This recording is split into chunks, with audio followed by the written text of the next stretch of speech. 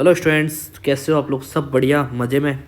तो अगला टॉपिक जो हमने स्टार्ट करना है, पहले तो हमने डाइजेशन ख़त्म कर दिया है। बता देता हूँ, डाइजेशन एंड एब्जॉर्प्शन 16वां चैप्टर एनसीईआरटी का हमने कंप्लीट कर दिया। अब 17वां चैप्टर 17 चैप्टर है, जिसके अंदर breathing and exchange of gases है। ठीक है, ये आज हम स्टार्ट करने वाले हैं। तो सबको मकर संक्रांति की बहुत बहुत शुभकामनाएं। ठीक है, 2 दिन मनाई है, 14 और 15 दोनों को मनाई थी। तो ये एक दिन पहले रिकॉर्ड हो रहा है, तो इसलिए बता रहा हूँ।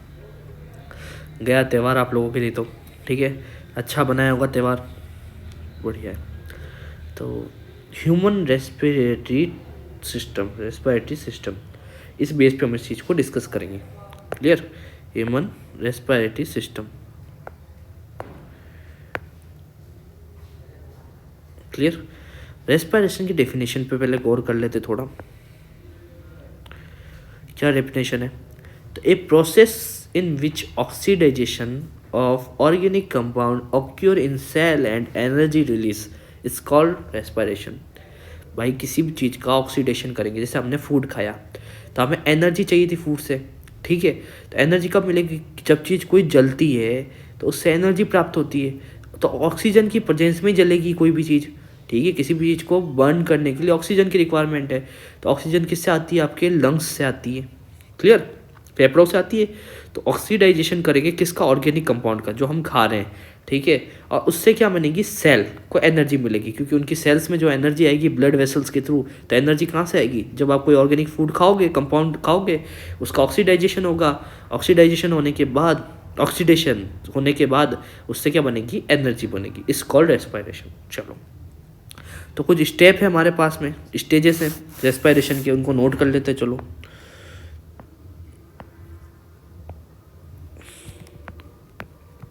पहला स्टेज हमारा, 3 स्टेज में हम लोगों ने रेस्पिरेशन को स्टार्ट किया है। देखो 3 स्टेप कौन कौन से? एक्सटर्नल,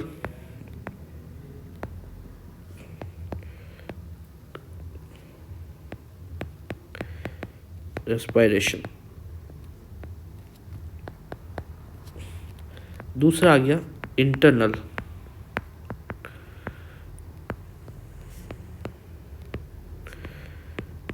रेस्पिरेशन, और तीसरा कौन सा आता है? सेलुलर।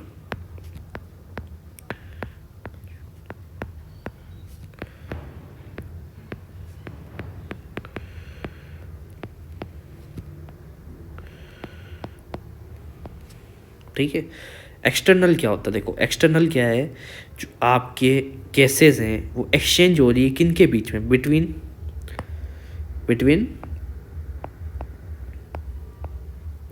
आपका इन्वायरमेंट और लंग्स। किन के बीच में हो रही है? इन्वायरमेंट के बीच में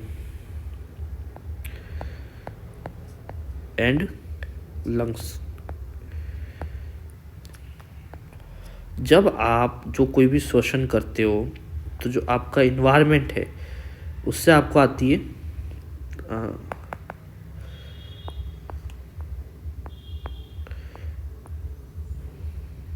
क्या? आपके लंग्स से, इन्वायरमेंट से जो भी ऑक्सीजन आएगी वो इन लंग्स के अंदर आना। तो एनवायरनमेंट से आपके लंग्स में जो आ रही है वो एक्सटर्नल रेस्पिरेशन कहलाता है। क्या कहलाता है? External respiration. दूसरा देखो इंटरनल रेस्पिरेशन, ये किसके बीच में होगा? बिटवीन, ये आपके होगा ब्लड और लंग्स के बीच में, सॉरी लंग्स और ब्लड के बीच में। तो ये होगा लंग एंड ब्लड के बीच में। अब मैं आपको बताता हूँ, ये भी 2 तरह का होता है। एक तो ये तरीका है, इसके बाद जो है आपका ब्लड और टिश्यू लेवल में।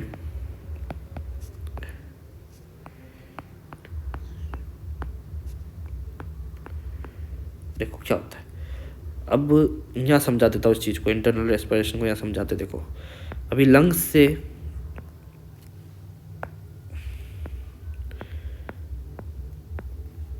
एयर किस में गई? एलोलाई में।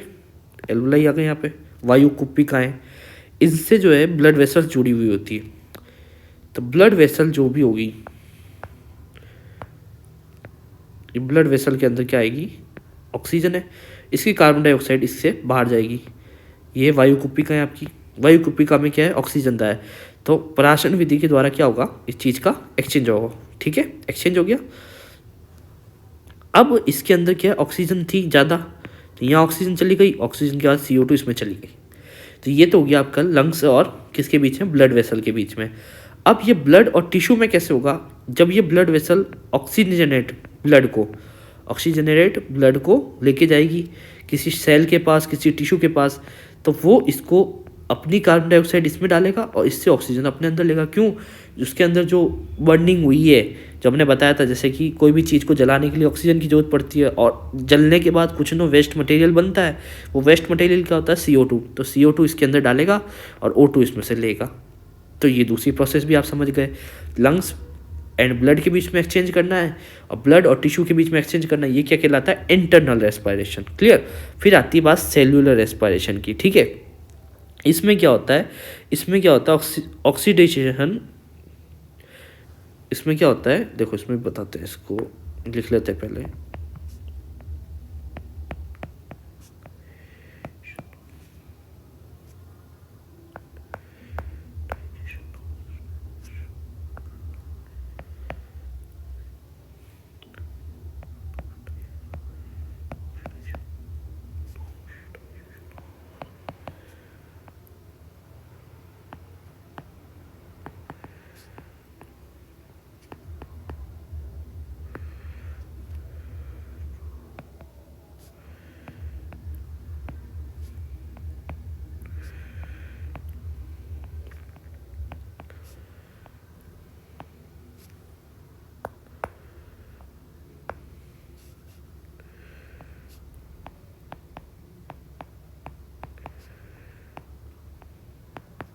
देखो इसमें क्या होता है, इससे मेनली क्या होता है, ऑक्सीडाइजेशन होता है ऑर्गेनिक कंपाउंड का, उससे क्या रिलीज होती है एनर्जी। इसे कहते हैं cellular respiration. I said clear. Cell के अंदर होने वाली एक प्रोसेस है। जो आप फूड खाते हो और फूड एक टाइम पे बर्निंग होके ऑक्सीजन की हेल्प से रिलीज होता है, सॉरी उससे एनर्जी रिलीज होती है और CO2 रिलीज होती है, दो चीज़ें रिलीज होती है। क्लियर। तो ऑर्गेनिक कंपाउंड किसकी प्रेजेंस में, ऑक्सीजन की प्रेजेंस में क्या करता है, एनर्जी रिलीज करता है, उसके साथ क्या क्या करता है, CO2 भी रिलीज करता है। तो ये हो गया आपका 3 तरह का रेस्पिरेशन। ठीक है, सॉरी 3 स्टेजेस ऑफ रेस्पिरेशन। अभी हम बात करने जा रहे हैं आगे, तो स्ट्रक्चर डिस्कस करते हैं रेस्पिरेटरी सिस्टम का। तो कलर चेंज कर लेते हैं अपन। कौन सा कलर लें बताओ, ब्लैक ले लेते हैं, पूरा ब्लैक ले लेते हैं, डिवाइडिंग नहीं होगा। तो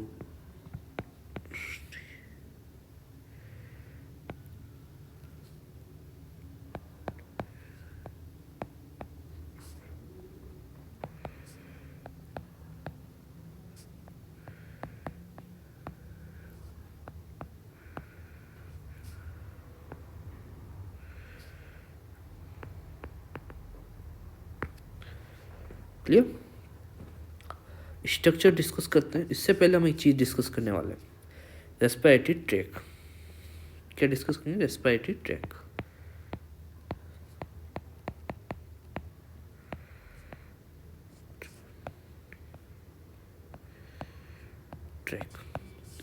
रेस्पिरेटरी ट्रैक क्या होता है, देखो ये 2 भागों में बटा हुआ है।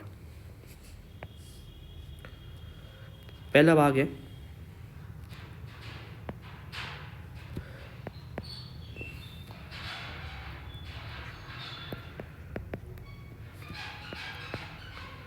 कंडक्शन जोन और दूसरा क्या है, एक्सचेंज जोन।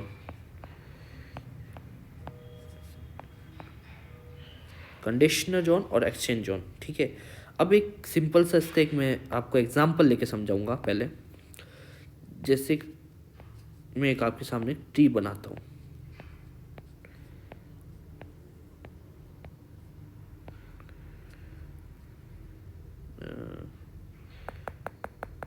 एक मिनट हो गया, कर बोलो भाई।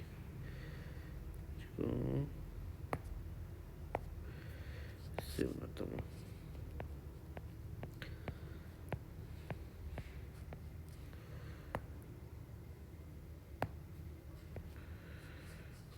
ठीक। अब देखो एक ट्री होता है ना, जो पेड़ होता है, उसके ऊपर कितनी सारी शाखाएं होती है, छोटी शाखा, बड़ी शाखा, तने से निकलने वाली हर छोटी छोटी शाखा आगे जाके डिवाइड होती है और कहीं जाके उन पे एक पत्ती लगती है, क्या लगती है, एक लीफ लगती है। अब मुझे बताओ खाना कहाँ बनता है? खाना तो लीफ में बनता है ना।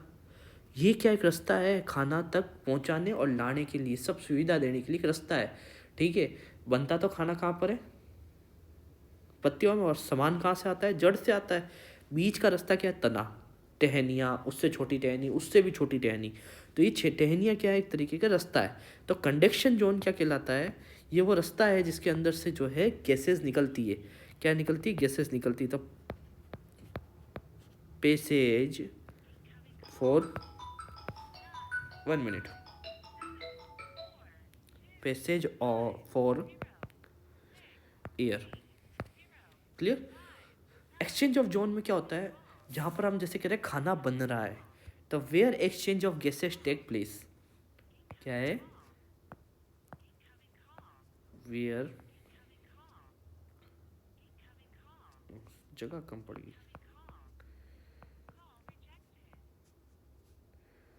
एक्सचेंज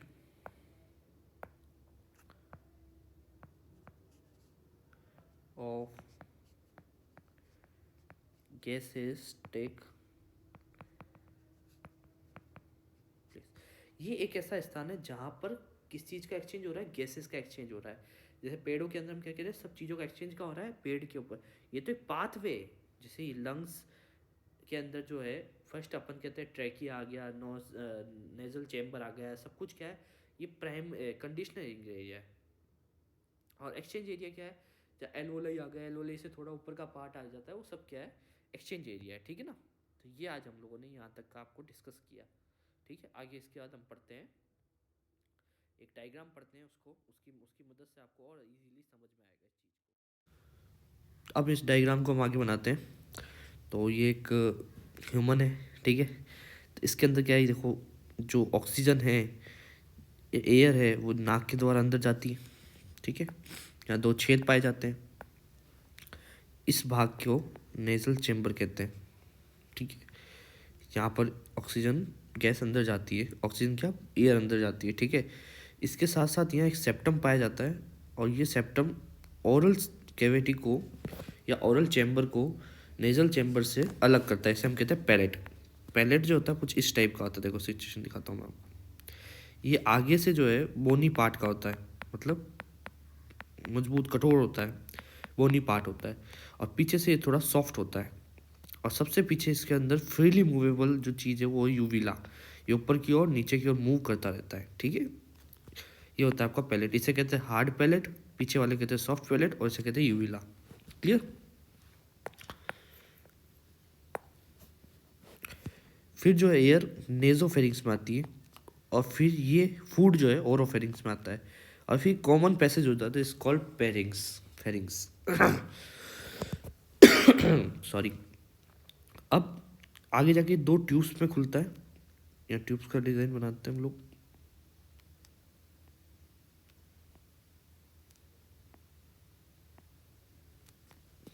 दो ट्यूब्स है, एक ट्यूब्स तो आपकी जो है वो इसोफेगस है, फूड पाइप,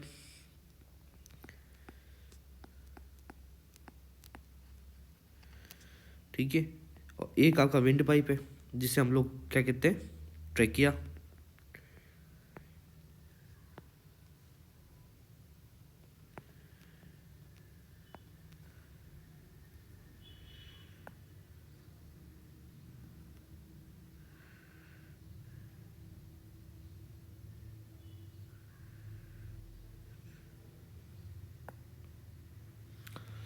ट्रैकिया। और इसके नीचे जो है क्या पाए जाते हैं, लंग्स। क्लियर? ये आपकी नेक हो गई, ठीक है। और ये भाग जो है डायफ्राम से ऊपर ऊपर ही होता है, जबकि जो इसोफेगस वाला भाग है डायफ्राम को क्रॉस करता हुआ स्टोमक से जुड़ता है। किससे जुड़ता है? स्टोमक से जुड़ता है, ठीक है। ये आपका डायफ्राम बना दिया मैंने। अब देखो, इसके ऊपर की ओपनिंग को क्या कहते हैं हम लोग? गैलेट। क्या कहते हैं? गैलेट। इसके ऊपर की ओपनिंग क्या कहते हैं? ग्लोटिस। और ग्लोटिस के ऊपर एक चीज पाई जाती है, इसे क्या कहते हैं? बोलो।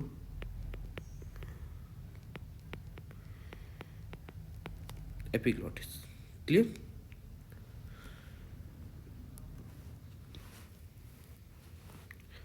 ये कार्टिलेज है, ठीक है ना। एपिग्लोटिस क्या है? कार्टिलेज है, ठीक है ना। और ये ग्लोटिस के ऊपर खुली रूप में पाया जाता है, जैसे आपने ट्रैक्टर की चिमनी देखी है वैसे, वैसी सिचुएशन होती है, ठीक है। ये इसके ऊपर गिरा हुआ नहीं होता, बंद नहीं रखता, इसको खुला रखता है। अब सोचो, एक बात बताओ कि गैस यहाँ से आती है तो वो इसी में क्यों जाती है, और फूड आता है वो आपके इसोफेगस में क्यों जाता है, गैसें जितनी भी आती है लेरिंग्स में क्यों जाती है, भले वो माउथ से आती है, भले वो कहते हैं आपके बक्कल कैविटी से आती है, यानी कि जो आपका नोज है, नेजल पार्ट है, नेजल पार्ट क्या है? सिर्फ ओनली एयर लेता है। और जो बक्कल पार्ट है ये आपका क्या लेता है? एयर प्लस फूड दोनों लेता है। तब जो एयर है वो हमेशा लेरिंग्स या ट्रेकिया में ही क्यों जाती है, ठीक है, विंड पाइप में क्यों जाती है, और जो फूड है वो हमेशा इसोफेगस में क्यों जाता है? रीज़न क्या है? ये रीज़न क्या है?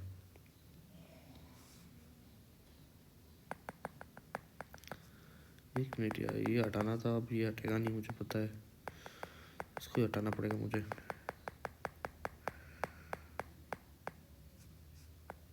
हाँ, ये हटाना था, ठीक है। इसकी जगह मैं हाईलाइट यूज़ कर लेता हूँ टॉर्च के रूप में। ये सही है, परफेक्ट है, ठीक है। तो नेजल चैम्बर से ये चीज़ लैरिंग्स में क्यों जाती है, और ओरोफेरिंग्स से ये चीज़ इसोफेगस में क्यों जाती है? विच रीज़न? देखो क्या होता है। थोड़ी तबीयत खराब, बट मैं आज आपको इस चीज़ के बारे में पूरा बताता हूँ। देखो क्या होता है।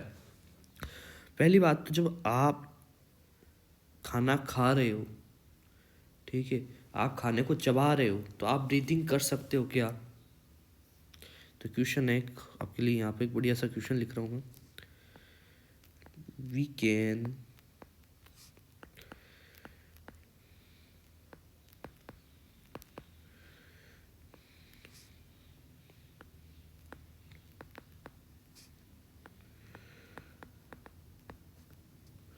eating, we can breathe while eating। बताओ, आप खाना खाते समय ब्रीथ कर सकते हो? कईयों का जवाब होगा नहीं सर, हम सांस नहीं ले सकते।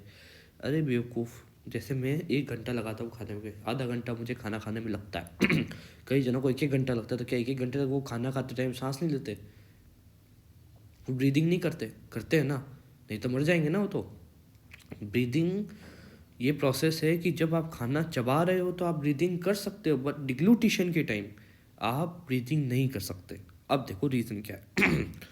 जब फूड का बोलस यहाँ से सरकता है आगे की तरफ, तो यहाँ पाया जाता है यूविला, वो यूविला इसके ऊपर कवर हो जाता है। मैंने आपको कहा था ना, यूविला एक पार्ट है पैलेट का पार्ट इसको यहाँ से कवर कर देता है, ठीक है। तो ये खाना यहाँ नहीं जाता, एक चीज़ तो ये समझ में आया कि यहाँ का खाना यहाँ ही जाएगा, ये ऊपर नहीं जाता। ऊपर क्यों नहीं जाता? क्योंकि यूविला इसको यहाँ से बंद कर देता है। क्लियर? अब बात आती है यहाँ से आगे जाने की। जब ये फूड यहाँ से आता है तो ये ब्रेन को इन्फॉर्मेशन पहुँचती है, और यहाँ एक नेक मसल्स पाई जाती है। क्या पाई जाती है? आपके गर्दन में नेक मसल्स। ये नेक मसल्स इस ट्रैकिया को या विंड पाइप को ऊपर की ओर पुश करती है, जिससे कि ये ऊपर की ओर आता है। अब मैं एक लोकल डायग्राम बनाता हूँ इसी के साथ साथ। ये देखो, ये ऊपर की ओर आ गया, ये ऊपर की ओर आ गया, ये ऊपर की ओर आता है, तो ये एपिग्लोटिस के ऊपर गिर जाता है, ठीक है। ये एपिग्लोटिस के ऊपर गिर जाता है और फूड इसके ऊपर आता है, गिरता है, और ये एक स्लाइड की तरह यूज़ होता है, और स्लाइड की तरह यूज़ होकर इस पर खाना इसोफेगस में पहुंच जाता है। क्लियर? क्या हुआ कि जैसे नेक मसल खाना आया, डिग्लूटेशन किया। डिग्लूटेशन का मतलब क्या? निगलना, ठीक है। साइंस की टर्म में निगलने को कहते हैं डिग्लूटेशन, ठीक है। तो बक्कल कैविटी से जो फूड है या बॉलस है फूड का, वो फेरिंग्स में आता है, और फेरिंग्स से वो निगलने की कोशिश करते हैं अपन।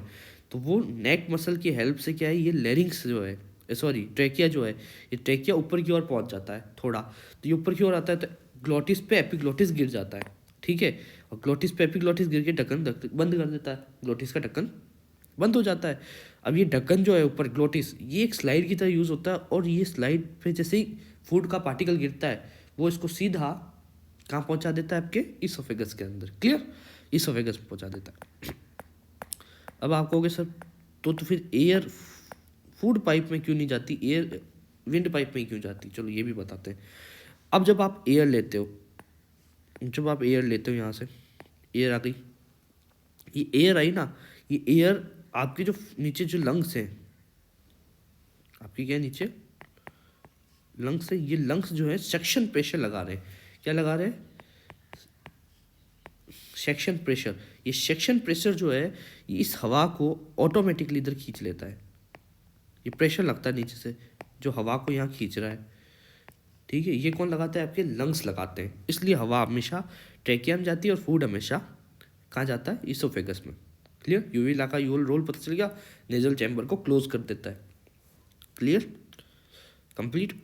अब चलो देखते हैं, जैसे हमने यहाँ सेप्टम पढ़ा पैलेट का, ऐसे कैसे सेप्टम जो है आपके नेजल चैम्बर में भी होता है। कहाँ होता है? नेजल चैम्बर में। दो नेजल चैम्बर होते हैं, क्योंकि दो नॉस्ट्रिल्स होते हैं आपके, दो नॉस्ट्रिल्स साथ दो नेजल चैम्बर होते हैं, बीच में भी सेप्टम होता है। ये सेप्टम क्या करता है? इस सेप्टम के अंदर कुछ इस तरीके की डिज़ाइन पाई जाती है।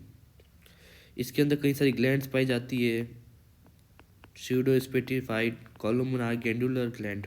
ठीक है, इसके बारे में हम डिस्कस करेंगे आगे। तो इसके ऊपर और ये ग्लैंड पाई जाती है, सीलिएटेड ग्लैंड होती है, इसे कहते हैं कॉनका। क्या कहते हैं? कॉनका। CON, वापस लिखो CONCHA, कॉनका। क्या कहते हैं? कॉनका।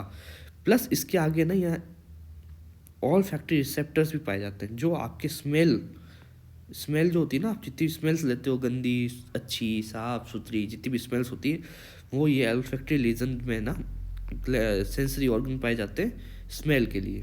ठीक है, ऑल्फैक्टरी जोन, ये ऑल्फैक्टरी जोन कहलाता है। ऑल्फैक्टरी नर्व कह दो इधर। ये क्या पता करते हैं? आपकी स्मेल के बारे में। और ये ग्लैंडुलर क्या करती है? देखो, आप कई बार आपका बॉडी का टेम्परेचर क्या है? 37 डिग्री सेल्सियस फिक्स टेम्परेचर है।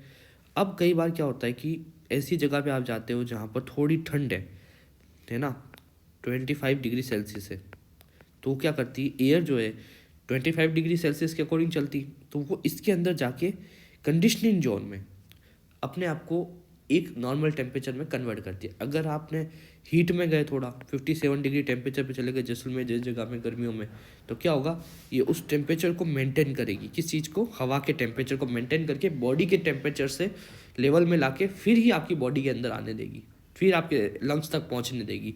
नहीं तो ये इस चीज़ को क्या करती है? फिल्ट्रेशन करती है, प्लस इसके टेम्परेचर को मेंटेन करती है अपनी बॉडी के अकॉर्डिंग। क्लियर? इसलिए ये इस तरीके से घुमाव पाए जाते हैं।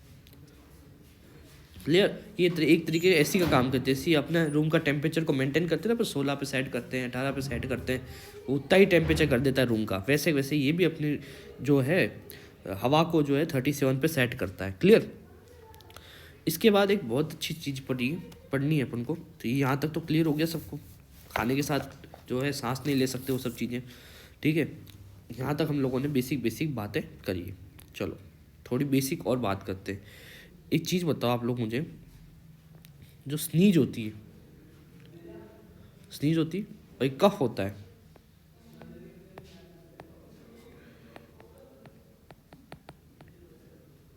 आज बहुत सी चीज़ बताने वाला हूँ आपको, इतने सालों तक आपको नहीं पता था।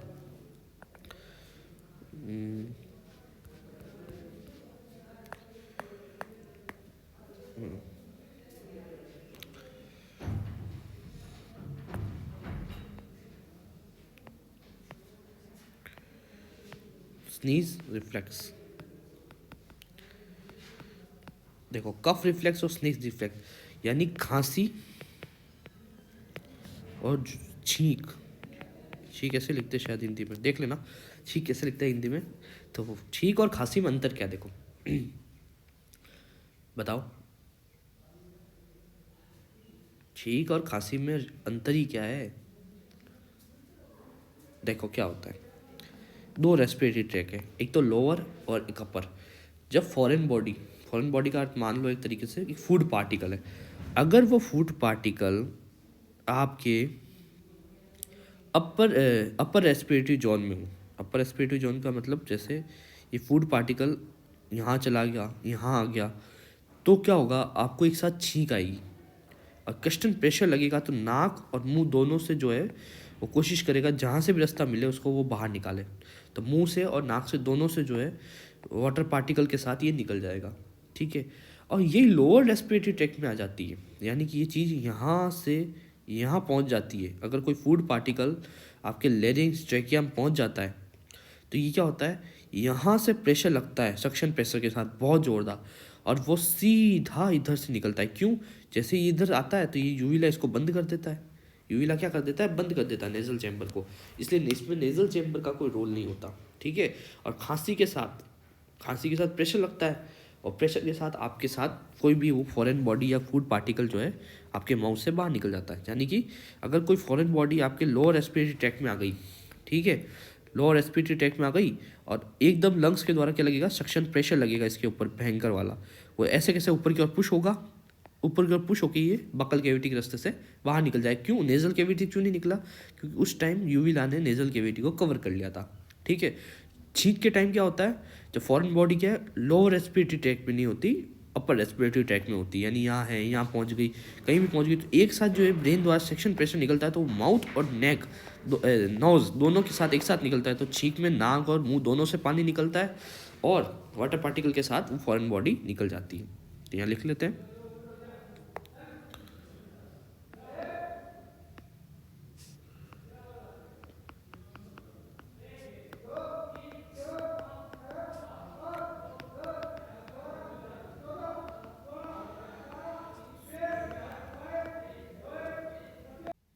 Thank you for watching all of you. तो आज आपको समझ में क्या क्या आया, हमने क्या क्या पढ़ लिया।